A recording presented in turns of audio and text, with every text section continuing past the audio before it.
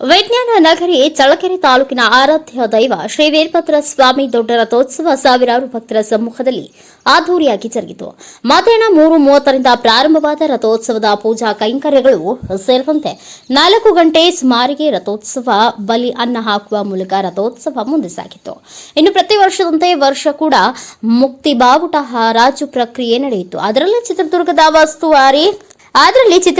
ಉಸ್ತುವಾರಿ ಸಚಿವ ಹಾಗೂ ಹಿರಿಯೂರಿನ ಶಾಸಕ ಡಿ ಸುಧಾಕರ್ ಅವರಿಗೆ ಶ್ರೀ ವೀರಭದ್ರ ಸ್ವಾಮಿ ಮುಕ್ತಿ ಬಾವುಟವು ಸುಮಾರು 15.5 ಲಕ್ಷಕ್ಕೆ ಹರಾಜು ಪಡೆಯುವ ಮೂಲಕ ಸ್ವಾಮಿಯ ಕೃಪೆಗೆ ಪಾತ್ರರಾದರು.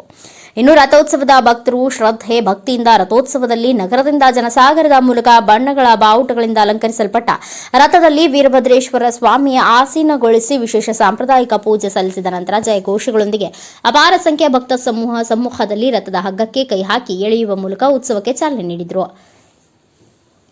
ಈ ವೇಳೆ ಚಳ್ಳಕೆರೆ ಶಾಸಕ ಟಿ ರಘುಮೂರ್ತಿ, ಕಾಂಗ್ರೆಸ್ ಮುಖಂಡರಾದ ಗದ್ದಿಗೆ ತಿಪ್ಪೇಸ್ವಾಮಿ, ರಮೇಶಗೌಡ, ಆರ್ ಪ್ರಸನ್ನಕುಮಾರ್, ನಗರಸಭೆ ಅಧ್ಯಕ್ಷೆ ಮಂಜುಳಾ ಪ್ರಸನ್ನಕುಮಾರ್, ಸುಮಾ ಬರ್ಮನ್, ವೀರಭದ್ರಯ್ಯ ಸೇರಿದಂತೆ ಅನೇಕ ಭಕ್ತಾದಿಗಳು ಸಾರ್ವಜನಿಕರು ಹಾಜರಿದ್ದರು.